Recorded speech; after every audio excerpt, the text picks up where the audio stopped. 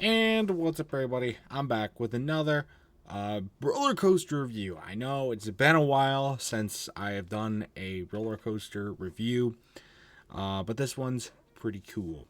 It's like I talked about my Nickelodeon Universe review. I had a few reviews to do, so here we go with the first of the three from the park that I'm going to do, and that one is the Fairly Odd Coaster, actually. Now, this was the last coaster that we did while we were at Nickelodeon Universe, but it was the first one I put on the list, so that's why we're doing it now. It's a spinning coaster, I believe, from Gerstlauer, one of the older spinning coaster models, so I do have a lot of thoughts on this ride, though. Just got one ride in on it. I debated not even reviewing this one because it is very similar to the Wild Mouse coaster at Cedar Point. However, the seating style is a little different. The ride experience is a little different as a result of that. So I thought I'd give it its own separate review. But there are a lot of coasters like this one, the Fairly Odd Coaster, out there. As I ride more of them, they will not get their own separate reviews. So my thoughts on this one are going to be kind of the be-all, end-all for those going forward. But if there's any other changes, I can elaborate on those in the top 50 coasters list. So let's just jump right into the review now, shall we? Okay, first thing I have to say, very slow operations. This is again, like a spinning coaster, only fits 4 people per car. So you like Wild Mouse at Cedar Point, or like the other regular Wild Mouse types you see, like Michigan's Adventure or Hershey Park, or all those, you would expect there to be better operations. Maybe the ride cars don't even stop moving. They just slow down to a slow speed. You get in, lap down, you're good to go. That's kind of thing. No, not here. They have to stop and do a whole bunch of random shit. Just stand around, have a smoke, whatever the fuck. And they only fit 4 people per car, and they only were running 2 trains. What the fuck? So we ended up waiting like an hour in what was not an hour-long line for this fucking ride, which is normally not worth it, but we were already there. I was just like, we have these points, we want to ride this coaster, let's just do it. And it was so slow, and like, I was like, okay, maybe there's just a lot of, safety checks or whatnot once you get up to the front. But no, you get in, all it is just a seatbelt and a lap bar. The thing that takes so long is because the employees are super fucking lazy, and they just stand around joking or talking or on their phones or whatever the fuck. They don't do anything. That's why it's so slow. And also the lack of extra trains means that they have 3 trains. I think they eventually put the 3rd one on, but that's still not enough. You need at least 5 or 6 for a ride this small capacity. It just doesn't make any sense to me.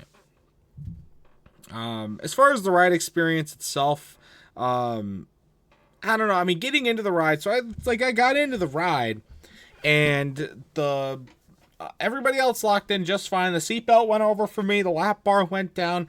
That wasn't a problem. But then they reset our lap bars, and it's like, yeah, she pointed at me directly. She's like, you need to put your legs in, like, you need to put your leg over here. So I did. I put my left leg over there. And she's like, okay, now put the other one here. So I put the other one there. No, that's apparently not what she wanted me to do. She said, no, put it in a triangle.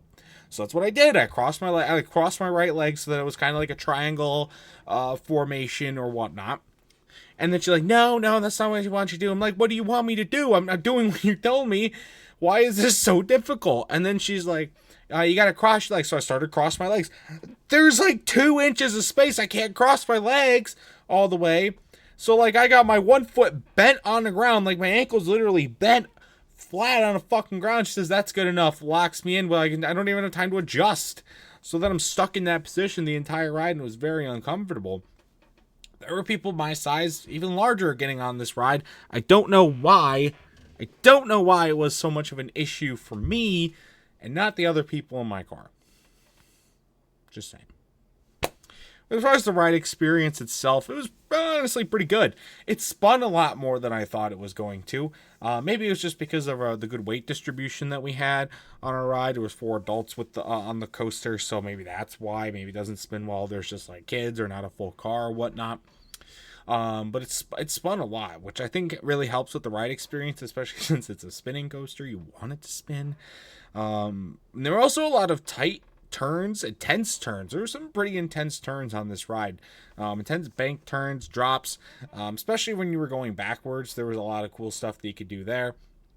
I think just overall the smaller ride cars also kind of helped with it feeling more intense. I think the pacing was a little better than maybe the Wild Mouse at Cedar Point. That one felt a little more graceful.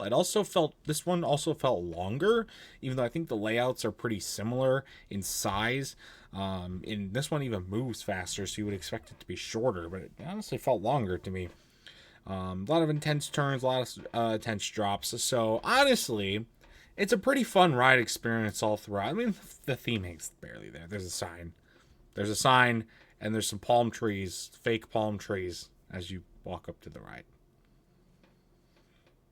That's it for the theming. So, regardless, still enjoyed the ride despite all the other things I was saying about it. But overall, no, I wouldn't say an hour's wait is worth your time for a ride like this.